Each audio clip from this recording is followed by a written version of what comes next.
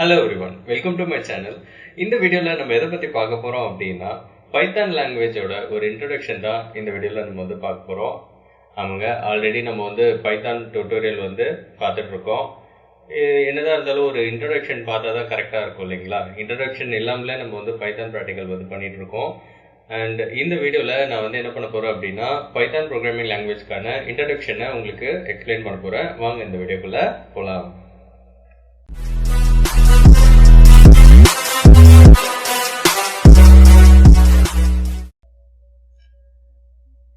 What is Python? பைத்தான்னா என்ன அப்படின்றத பத்தி நம்ம இப்போ பார்க்கலாம். பைத்தான் ப்ரோக்ராமிங் லாங்குவேஜை யார் இன்ட்ரடியூஸ் பண்ணாங்க அப்படின்னா கைடோ வேன் ரோசம் அப்படின்றது தான் 1991 இதை டெவலப் பண்ணி முடிச்சாரு. ஆனால் இவர் டெவலப் பண்ண ஆரம்பிச்ச இயர் பாத்தீங்கன்னா 1970s. 1970s பாத்தீங்கன்னா அவர் பிபிசி காமெடி சீரிஸ் இன்ட்ரெஸ்டா பார்த்துட்டு இருந்தாரு. அதுல Monty Python flying circus series அவருக்கு ரொம்ப பிடிச்சிருந்ததுனால அவர் கிரியேட் பண்ற ஒரு ப்ரோக்ராமிங் லாங்குவேஜ்க்கு இந்த பேரை வைக்கணும். பைத்தான் அப்படின்ற மிஸ்டீரியஸான பேர் டிஃப்ரெண்டா இருக்கு. இந்த பேரை நம்ம வச்சா இந்த ப்ரோக்ராமிங் லாங்குவேஜ்ல ஒரு அட்ராக்ஷன் ஏற்படும். எல்லாரும் யூஸ் பண்ணுவாங்க, எல்லாரும் யூஸ் பண்ணணும்னு நினைப்பாங்க, தெரிஞ்சுக்கணும்னு நினைப்பாங்க. அப்படின்றதுக்காக அவர் பைத்தான் அப்படின்ற பேரை இந்த பிபிசி காமெடி சீரிஸ் அவர் பார்த்த இந்த சீரீஸ்ல இருந்து அவர் அந்த பேரை மட்டும் எடுத்துக்கிட்டாரு. ஸோ அதுவே 1991 அவர் கம்ப்ளீட் பண்ணும்போது பைத்தான் ப்ரோக்ராமிங் லாங்குவேஜை ஃபுல்லாக டெவலப் பண்ணி முடிக்கும்போது அவர் பைத்தான் அப்படின்னு பேர் வச்சிடுறாரு. அதுக்கப்புறம் பார்த்தீங்கன்னா இதோட இன்ட்ரோடக்ஷன் கீ பாயிண்ட்ஸ் பார்க்கலாம். First key point it was created by Guido van Rossum and released in 1991. நான் இப்போ தான் சொன்னேன். இப்போ அடுத்த செகண்ட் பாயிண்ட் பார்த்தீங்கன்னா it is an interpreted high level general purpose programming language. அது என்னது high level general purpose programming language அப்படின்னா இது ஒரு கிராஸ்டு பிளாட்ஃபார்ம். ஓகேங்களா, தேர்ட் பாயிண்ட்டையும் நான் சேர்த்தே சொல்லிடுறேன். Cross platform programming language. இதுல மிஷின் லெவல் லாங்குவேஜும் யூஸ் பண்றாங்க. At the same time machine லெவல்னா மிஷின் கோடிங்ஸ்க்கு யூஸ் பண்ணிக்கலாம் பைத்தான. இல்ல middle level language C++ type பண்ற மாதிரியும் நம்ம கோடிங்கை யூஸ் பண்ணலாம்.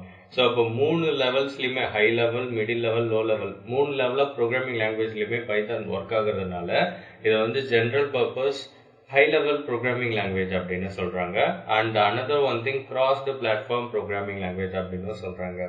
ஃபோர்த் பாயிண்ட் பாத்தீங்க அப்படின்னா இன்டர்பிரிட்டட்னா என்னன்னு கேட்டீங்கன்னா இப்போ நம்ம C++ ப்ரோக்ராம்ல பாத்தீங்கன்னா கம்பைலேஷன்ல, அதாவது கம்பைலர்ல ஒர்க் ஆகும். நம்ம டைப் பண்ற ப்ரோக்ராம் சோர்ஸ் ப்ரோக்ராம். அந்த ப்ரோக்ராமை மிஷின் கோடா கன்வெர்ட் பண்றதுக்கு நமக்கு கம்பைலர் தேவைப்படும். ஸோ கம்பைலர் என்ன பண்ணுதுன்னா நம்ம டைப் பண்ற சோர்ஸ் ப்ரோக்ராமை மிஷின் ப்ரோக்ராமா கன்வெர்ட் பண்ணுது. அதே ஒர்க்கை தான் இங்க பைத்தானுக்கு இன்டர்பிரிட்டட் அப்படின்ற ஒரு டூல் பண்ணுது. ஓகேங்களா, நமக்கு பைத்தான்ல கம்பைலர் கிடையாது, இன்டர்பிரிட்டர் தான் ஒர்க் ஆகுது. இன்டர்பிரிட்டர் தான் என்ன பண்ணுது அப்படின்னா சோர்ஸ் ப்ரோக்ராமை மிஷின் ப்ரோக்ராமா கன்வெர்ட் பண்ணி கொடுக்குது. ஆனா நம்ம C++லாம் பாத்தீங்கன்னா கம்பைலர் தான் அந்த வேலையை செய்யும். அடுத்ததா இன்டராக்டிவ். இது ஒரு கிராஃபிக்கல் ரெப்ரசன்டேஷன்ல இந்த சாஃப்ட்வேர் பைத்தான் சாஃப்ட்வேர் இருக்கிறதுனால நமக்கு மோர் இன்டராக்டிவா இருக்கும். அடுத்தது object oriented programming language. Python ஃபுல்லாவே எது மூலியமா டெவலப் ஆயிருக்கு அப்படின்னா கிளாஸஸ் அண்ட் ஆப்ஜெக்ட்ஸ் மூலியமா டெவலப் ஆகியிருக்கு. அது மட்டும் கிடையாதுங்க, மிஷின் லெவல் ப்ரோக்ராமிங் லாங்குவேஜாவும் இது யூஸ் பண்றாங்க. ஸோ அப்போ இது மெயின் திங்னு சொல்லும்போது ஆப்ஜெக்ட் ஓரியன்டட் ப்ரோக்ராமிங் சாஃப்ட்வேர் கிரியேஷனுக்கு தேவைப்படுது. அடுத்தது beginners programming language, B language அப்படின்னு சொல்லுவாங்க. சிக்கு முன்னாடி இருக்கிற ப்ரோக்ராமிங் லாங்குவேஜ். அதையும் பேஸ் பண்ணி தான் பைத்தானை இன்ட்ரடியூஸ் பண்ணியிருக்காங்க.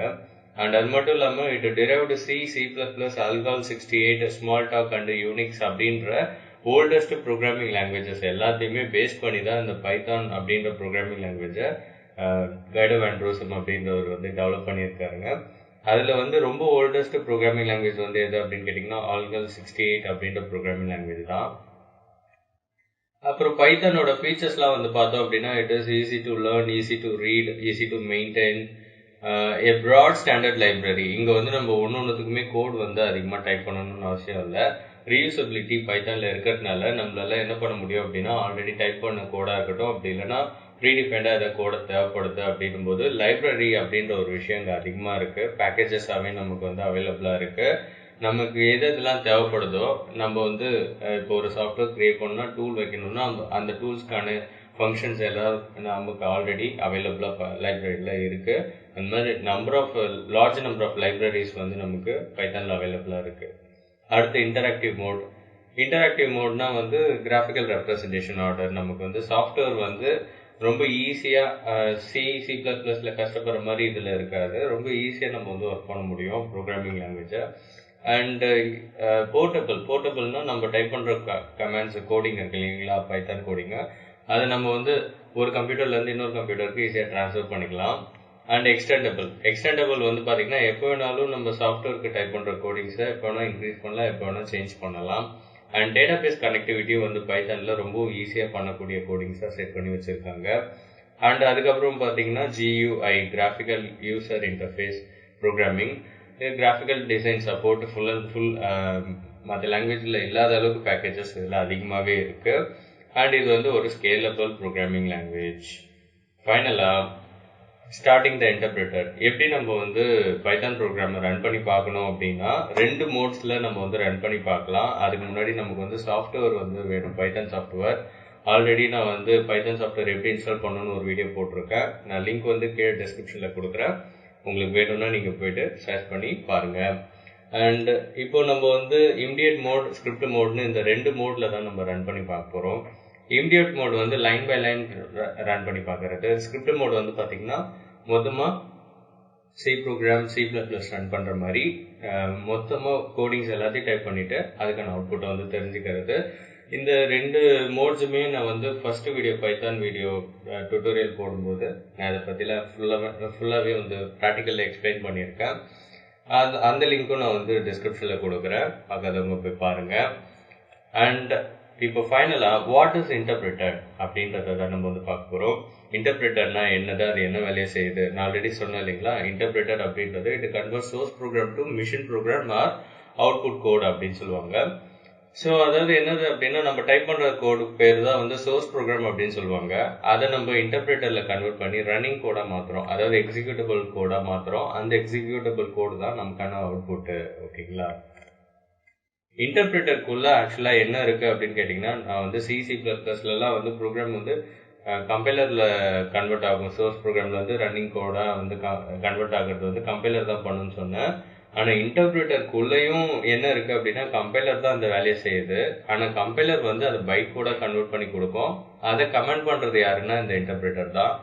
அந்த பைட் கோட் வந்து வெர்ச்சுவல் மிஷினில் போயிட்டு கனெக்ட் ஆகிட்டு ஆல்ரெடி ப்ரீடிஃபைனாக மாடியூல்ஸ்லாம் லைப்ரரி பேக்கேஜஸ் ரீயூசபிள் கோட் சொன்னேன் இல்லைங்களா, அதை எதை கனெக்ட் பண்ணி வச்சுருந்தாக்கா வெர்ச்சுவல் மிஷின் வந்து அதை திரும்ப ரீகனெக்ட் பண்ணும். ஸோ இந்த ஒரு காரணத்தினால தான் நம்ம கம்பைலர் யூஸ் பண்ணலை, இன்டர்பிரேட்டர் வந்து பைத்தானுக்கு வந்து யூஸ் பண்ணுறோம். இவ்வளோதாங்க இன்ட்ரடக்ஷன் நம்ம வந்து பைத்தானில் தெரிஞ்சிக்க வேண்டியது இருக்குது. இப்போ தான் ஃபர்ஸ்ட் டைம் வந்து இந்த வீடியோ பார்க்குறீங்க, பைத்தான் டியூட்டோரியலில் இன்ட்ரடக்ஷன் வீடியோ இப்போ தான் பைத்தானுக்கு பார்க்குறீங்க அப்படின்னா, முன்னாடியே நான் வந்து 10 வீடியோஸில் எக்ஸ்பிளைன் பண்ணியிருக்கேன் டாபிக்ஸ் எல்லாத்தையும். அதுக்கான லிங்க்ஸையும் நான் வந்து கொடுக்குறேன், நீங்கள் போயிட்டு வாட்ச் பண்ணலாம். தேங்க்ஸ் ஃபார் வாட்சிங். உங்களுக்கு இந்த வீடியோ ரொம்ப யூஸ்ஃபுல்லாக இருக்கும்னு நினைக்கிறேன். அண்ட் யாராருக்குலாம் உங்கள் ஃப்ரெண்ட்ஸ்க்கு யாராருக்குலாம் இது யூஸ்ஃபுல்லாக இருக்கும்னு நினைக்கிறீங்களோ அவங்களுக்கு இதை ஷேர் பண்ணுங்கள். அண்ட் டெய்லி நம்ம சேனலில் வரக்கூடிய வீடியோஸை அப்டேஷனை டெய்லி மறக்காமல் பாருங்கள். இது வரைக்கும் நம்ம சேனலை சப்ஸ்கிரைப் பண்ணலன்னா மறக்காமல் சப்ஸ்கிரைப் பண்ணிக்கோங்க. கூடவே பெல் சிம்பிளை கிளிக் பண்ணிவிட்டு அதில் நோட்டிஃபிகேஷன் ஆல் அப்படின்ற ஐக்கானை சூஸ் பண்ணிக்கோங்க. அப்போ தான் டெய்லி நான் போடக்கூடிய வீடியோஸ் உங்களுக்கு அப்டேட்டாக உங்களோட சாஃப்ட்வேரில் காமிக்கும். ஸோ கோடிங் வந்து ரொம்ப ஈஸியான ஒரு விஷயம். டெய்லி நம்ம வந்து கோடிங்ஸை பற்றி பார்க்கலாம். மெயினாக இந்த பைத்தான் ப்ரோக்ராமிங் லாங்குவேஜை பற்றி நம்ம டே டு டே நம்ம ஒவ்வொரு வீடியோவில் பார்ப்போம், மீட் பண்ணுவோம். தேங்க்ஸ் ஃபார் வாட்சிங். நான் உங்கள் தமிழ்செல்வன். பாய்.